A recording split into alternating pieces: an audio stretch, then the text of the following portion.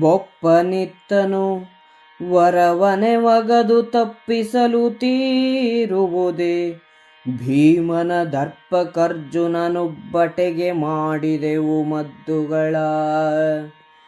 ತಪ್ಪಿಸಿತಲೇ ದೈವಗತಿ ನಮ್ಮಪ್ಪನೇ ಕೆಡಿಸಿದನು ನಮಗಿನ್ನಪ್ಪುದಾಗಲಿ ಎಂದು ಸುಯ್ದನು ಕೌರವರ ರಾಯ. ಜಯವಹುದೆ ನಿರ್ವೇದದಲ್ಲಿ ನಿರ್ಭಯವಹುದೆ ಬಿಸು ಸುಯಿಲಿನಲಿ. ನಿರ್ಣಯವಹುದೆ ನಿಪುರ ಪರಿಗಿದು ನೀತಿ ಮಾರ್ಗದಲ್ಲಿ. ನಿಯತವಿದು ನಿಶೇಷ ನಿಮ್ಮನ್ವಯಕ್ಕೆ ನಿರ್ವಾಹವನು. ಗಾಂಧಾರಿಯಲಿ ನಿಮ್ಮಯ್ಯನಲಿ ಬೆಸಗೊಳ್ಳೆಂದ ನಾಶಕುನಿ. ಅರಸ ಕೇಳ್ಧೃತರಾಷ್ಟ್ರ ಭೂಪತಿಯರ ಮನೆಗೆ ನಡೆತಂದರಿ. ನಾಲ್ವರು ವಿಷಾದ ವಿಡಂಬ ವಿಹ್ವಲ ಕರ್ಣ ವೃತ್ತಿಯಲಿ.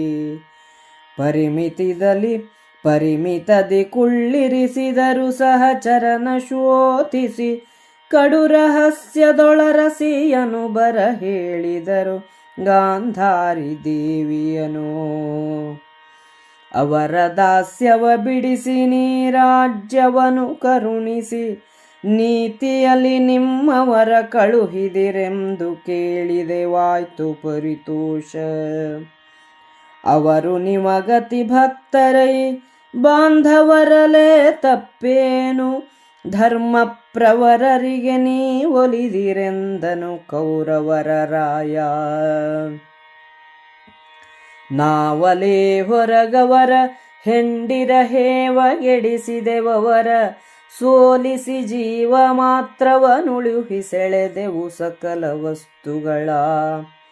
ನೀವು ಕರುಣಿಸಿದರಿ ಕೃಪಾ ವಿರ್ಭಾವ ಹಿರಿಯರಲುಂಟಲೇ. ತಪ್ಪಾವುದೆನು ತಲ್ಲಾಡಿಸಿದ ಶಿರವಾ. ಅಪ್ಪನು ಅವರಿಗೆ ವರವನ್ನು ಕೊಟ್ಟನು, ಅದನ್ನು ತಪ್ಪಿಸಲು ಸಾಧ್ಯವೇ? ಭೀಮಾರ್ಜುನರ ದರ್ಪಕ್ಕೆ ಅಹಂಕಾರಕ್ಕೆ ತಕ್ಕ ಮದ್ದನ್ನು ಮಾಡಿದ್ದಾಯಿತು. ಆದರೆ ದೈವವು ನಮ್ಮ ಉದ್ದೇಶವನ್ನು ತಪ್ಪಿಸಿದ್ದರಿಂದ ನಮ್ಮಪ್ಪನೇ ನಮ್ಮನ್ನು ಕೆಡಿಸಿದನು. ಇನ್ನೂ ಏನಾಗುವುದೋ ಆಗಲಿ ಎಂದು ದುರ್ಯೋಧನನು ಹೇಳಿದನು. ವೈರಾಗ್ಯದಿಂದಿದ್ದರೆ ಜಯ ಉಂಟಾಗುವುದೇ? ಬಿಸಿಯಾಗಿ ನಿಟ್ಟುಸಿರಿಟ್ಟರೆ ಭಯವೂ ಹೋಗುತ್ತದೆಯೇ? ಶತ್ರುರಾಜರು ಅಡಗುವರೆ? ನೀತಿಯನ್ನೇ ನಂಬಿಕೊಂಡು ನಡೆದರೆ ನಿಶ್ಶೇಷ್ಯವಾಗಿ ಹೋಗುವಿರಿ.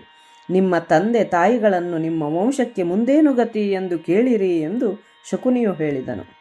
ನಾಲ್ವರು ದುಃಖವಿಹ್ವಲರಾದ ಮನಸ್ಸಿನಿಂದ ಧೃತರಾಷ್ಟ್ರನ ಅರಮನೆಗೆ ಹೋದರು. ಇವರನ್ನು ಮಾತ್ರ ಒಂದೆಡೆ ಕುಳ್ಳಿರಿಸಿದರು. ಆಗ ಅವರು ಒಬ್ಬ ಯೋಗ್ಯ ಚಾರನನ್ನು ಹುಡುಕಿ ಅತ್ಯಂತ ರಹಸ್ಯ ರೀತಿಯಲ್ಲಿ ಗಾಂಧಾರಿಯನ್ನು ಕರೆಸಿಕೊಂಡರು.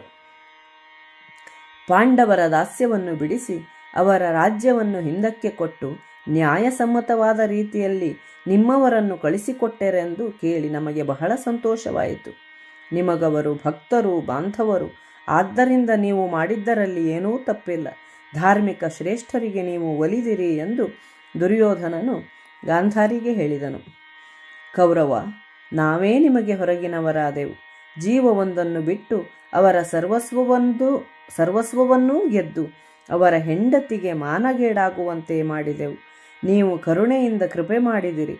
ಹಿರಿಯರಿಗಿದು ಸಹಜ. ಇದರಲ್ಲಿ ತಪ್ಪೇನು ಎಂದು ತಾಯಿಯ ಬಳಿಯಲ್ಲಿ ಮತ್ತೆ ಮತ್ತೆ ಹೇಳಿದನು.